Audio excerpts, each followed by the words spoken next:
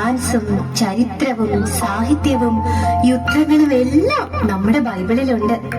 എന്താ അമ്മേ എന്നെ നേരത്തെ ബൈബിൾ കഥകൾ പഠിപ്പിക്കാഞ്ഞത്?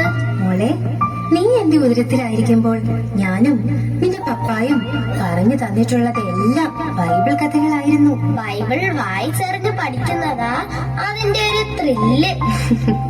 ബൈബിൾ തമാശയല്ല, ഇതൊരു കഥാപുസ്തകവുമല്ല. ദൈവം നമുക്ക് തന്ന ഏറ്റവും വലിയ സമ്മാനമാണ് അവിടുത്തെ വചനം. അതൊക്കെ നമുക്കറിയാം. എന്റെ പൊന്നുമോളെ, എല്ലാ ദിവസവും ബൈബിള് വായിക്കണം, പഠിക്കണം. ആട്ടവും പാട്ടും ഗെയിമും കൂടെ കുറെ വചനവും പഠിച്ചു. എന്നാലും കുറവുകളൊക്കെ നിറവുകളാക്കാൻ ദൈവം ഒരുക്കിയ ആഘോഷ ദിനങ്ങൾ വരവായി മോളെ. അമ്മേ, ഈ വർഷം ബൈബിൾ മൊത്തം പഠിക്കല്ലേ? പഞ്ഞ തിന്നാൽ പനയും തിന്നാം. നമുക്ക് ഈ വർഷം ബൈബിളിലെ ആദ്യ പുസ്തകമായ ഉൽപ്പത്തിയിൽ തുടങ്ങാം.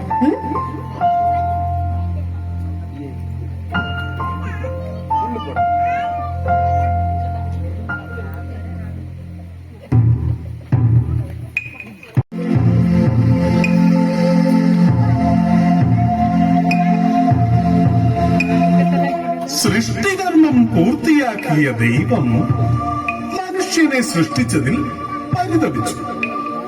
തന്റെ സൃഷ്ടികളെ മുഴുവൻ ഭൂമുഖത്തു നിന്നും തുടച്ചു മാറ്റുവാൻ തീരുമാനിച്ചു. സൃഷ്ടിയുടെ ദുഷ്ടത സൃഷ്ടാവിനെ ദുഃഖിപ്പിച്ചു. എന്നാൽ ഒരു മനുഷ്യൻ കർത്താവിന്റെ പ്രീതിക്ക് പാത്രമായി.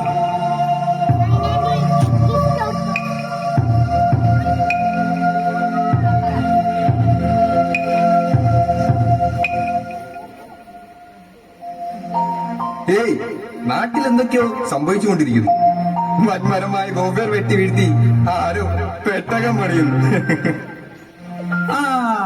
നമ്മുടെ കൂടെ കൂടാത്ത തലയ്ക്ക് സുഖമില്ലാത്ത കിളവനും അവന്റെ 3 മക്കളും കൂടെയാണ് പെട്ടകം പണിയുന്നത്. 500 കഴിഞ്ഞാലേ ബുദ്ധി ഓർമ്മയൊക്കെ അടിച്ചു പോവും. മഴമേഘങ്ങൾ ഭൂമിയോട് കലഹിച്ചിട്ട് പോയിട്ട് കാലങ്ങളായി. നദികൾ വറ്റി വരണ്ടു. സമുദ്രത്തിലൂടെ നമ്മൾ നടവഴി തീർത്തു. പിന്നെ എന്തിനാണ് ഇപ്പോൾ ഒരു പെട്ടകം? കടലിലൂടെ നടക്കാൻ പെട്ടകം ഉണ്ടാക്കിയ വിഡ്ഢിയുടെ കഥ ഓർത്തോർത്ത് ചിരിക്കാം നമുക്ക്. ആരവിടെ?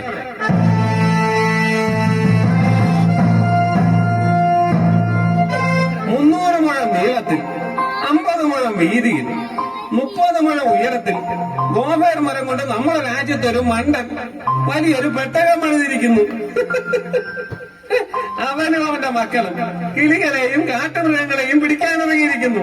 വെള്ളപ്പൊക്കം ഉണ്ടായി നമ്മളും ഈ നാടുമെല്ലാം നശിക്കുമെന്ന് അവന് വീമ്പളത്തുന്നു. വെള്ളപ്പൊക്കം ഉണ്ടാകുമ്പോൾ കുടിവെള്ളം കിട്ടാക്കനിയായി ഈ നാട്ടിലാണോ ഒരു വെള്ളപ്പൊക്കം?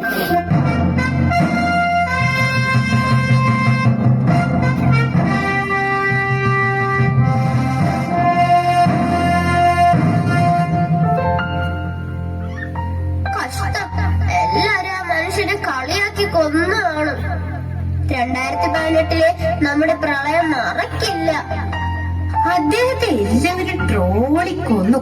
2018 ഇതതൊക്കെ മേലെ. ഭൂമി മുഴുവൻ വെള്ളത്തിൽ മുങ്ങി. പർവ്വതങ്ങൾ പോലും മുങ്ങിപ്പോയി. 150 ദിവസം നീണ്ടുനിന്ന് വെള്ളപ്പൊക്കമായിരുന്നു. അയ്യോ, അപ്പോൾ എല്ലാരും മരിച്ചു കാണുമല്ലോ. ദൈവം വെള്ളപ്പൊക്കത്തിൽ നിന്ന് രക്ഷിച്ച ആ നീതിമാനെ കുറിച്ചാണ് ഇന്ന് നമ്മൾ പഠിക്കാൻ പോകുന്നത്. കേൾക്കാനും കാണാനും കൊതിയാവുന്നു.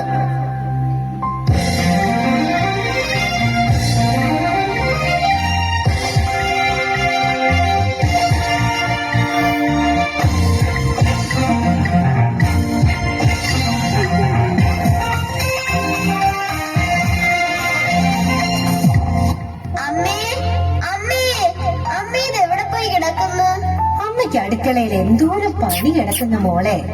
അമ്മയുടെ പണി തീർന്നിട്ട് ഒരു കാര്യവും നടക്കില്ല. അമ്മേ, ഇന്ന് ഉൽപ്പത്തി പുസ്തകം 2-ാം ദിനമല്ലേ? അമ്മ മറന്നോ?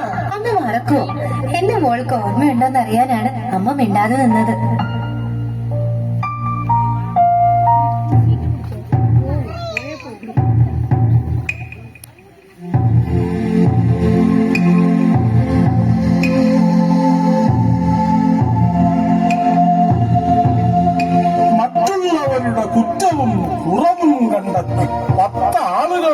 പറഞ്ഞില്ലെങ്കിൽ ഒരു സുഖവുമില്ല.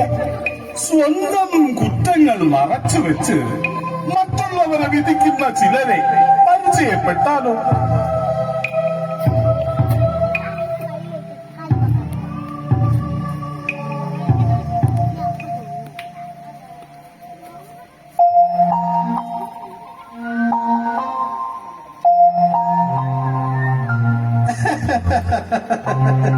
ദൈവമാണ് പോലും ദൈവം.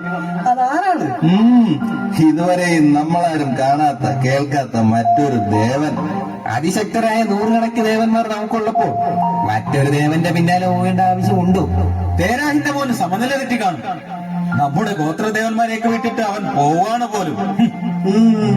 നമ്മളുണ്ടാക്കിയ വിഗ്രഹങ്ങളൊക്കെ തച്ചുടച്ചിട്ട് അത് ബന്ധുക്കളായ നമ്മളെ വിട്ടിട്ട് അവൻ പോവോ എന്നാ അതൊന്ന് കണ്ടിട്ട് തന്നെ. 75കാരന്റെ ബോധി കൊള്ളാം. നമ്മുടെ ദേവന്മാരെയും കൂട്ടുകാരായ നമ്മെ ഉപേക്ഷിച്ചിട്ട് ഇന്നലെ വന്ന് വിളിച്ചവന്റെ വാക്കും കേട്ട് പോയാൽ ശാപം കിട്ടു നോക്കിക്കോ. ഇനി എന്ത് ശാപം? 65 പിന്നിട്ട വന്ധ്യയായ സാറായിമൊത്തുള്ള യാത്ര ചെല്ലുന്നടമൊക്കെ നശിക്കും. അവൻ പോയിട്ട് വേണം അവൻ ഉപേക്ഷിച്ചു പോകുന്ന കൃഷിയിടങ്ങളും ആടുമാടുകളും പൊന്നും വെള്ളിയും ഒക്കെ നമുക്ക് പങ്കിട്ടെടുക്കാൻ.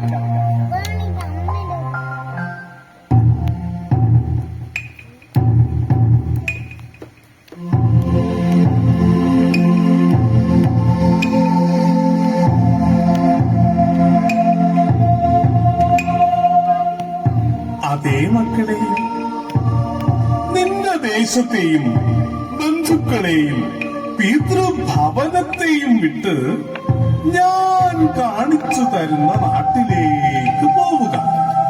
ഞാൻ നിന്നെ വലിയൊരു ജനതയാക്കും എന്ന ദൈവത്തിന്റെ വാഗ്ദാനം നമ്മിലൂടെ ഇന്നും നിറവേറിക്കൊണ്ടിരിക്കുന്നു.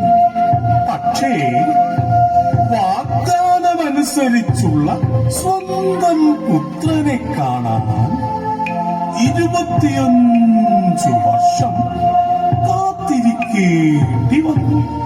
ഏകപുത്രനെ പോലും ബലിയായി നൽകണമെന്ന് ദൈവം ആവശ്യപ്പെട്ടപ്പോൾ ആരോടും ആലോചിക്കാതെ ദൈവത്തോട് യെസ് പറഞ്ഞ നമ്മുടെ മുത്തശ്ശനെ നമുക്ക് ഓർമ്മിക്കുകയും മാതൃകയാക്കുകയും ചെയ്യാം.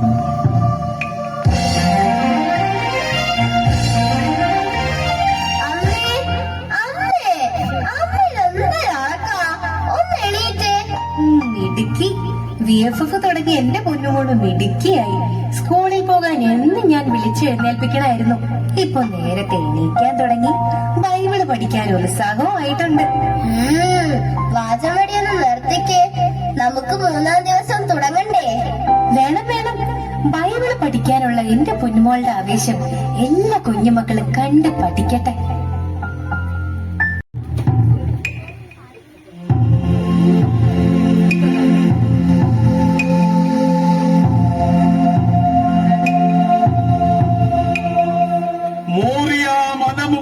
ഒരുക്കപ്പെട്ട ബലിപീഠത്തിൽ കൈകാലുകൾ ബന്ധിക്കപ്പെട്ട് സ്വന്തം പിതാവിന്റെ കൊലക്കത്തിക്ക് കീഴെ പിടയുന്ന ഹൃദയവുമായി കിടക്കുന്ന മകൻ.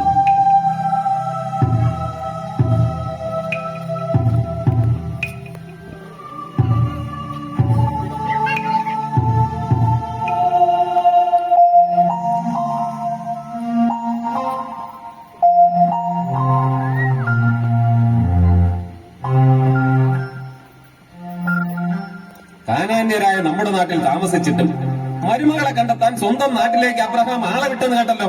ബന്ധമെടുക്കുന്ന കാര്യം വന്നപ്പോ അവന് നമ്മളെ വേണ്ട. ബന്ധമെടുക്കാൻ ചർച്ചക്കാരെ അന്വേഷിച്ച് പോകേണ്ട ഒരു ഗതികേട്. പക്ഷേ മോനെ അങ്ങോട്ട് വിട്ടുകൊടുക്കുന്ന ഒരു ഇടപാടിനും അബ്രഹാം ഒരുക്കമല്ല. വിജാതീയരുടെ ഇടയിലും വിവേകത്തോടെ ജീവിച്ചവൻ, വാഗ്ദാനങ്ങളിൽ വിശ്വസ്തനായ, ദൈവത്തെ മറക്കാത്തവൻ.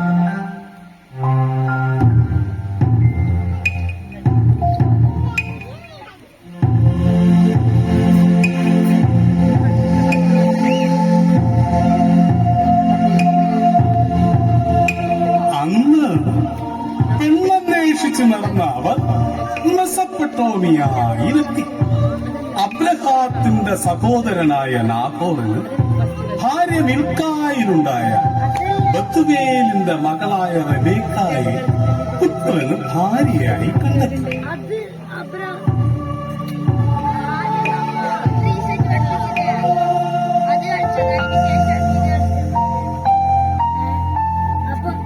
സ്നേഹമോളെ, ഇന്നലത്തെ ആശംസാ കാർഡിലെ വിഷയം എന്തായിരുന്നു? മിൽക്കി സദേക്കുമായി ബന്ധപ്പെട്ടാണ് ഞാൻ ചെയ്തത്. കൊള്ളാം മോളെ.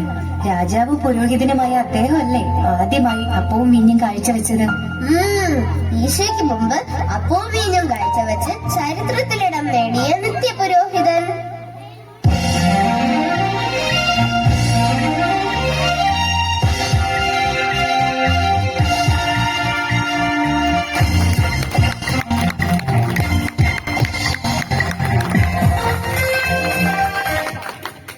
അതിമനോഹരമായ ഒരു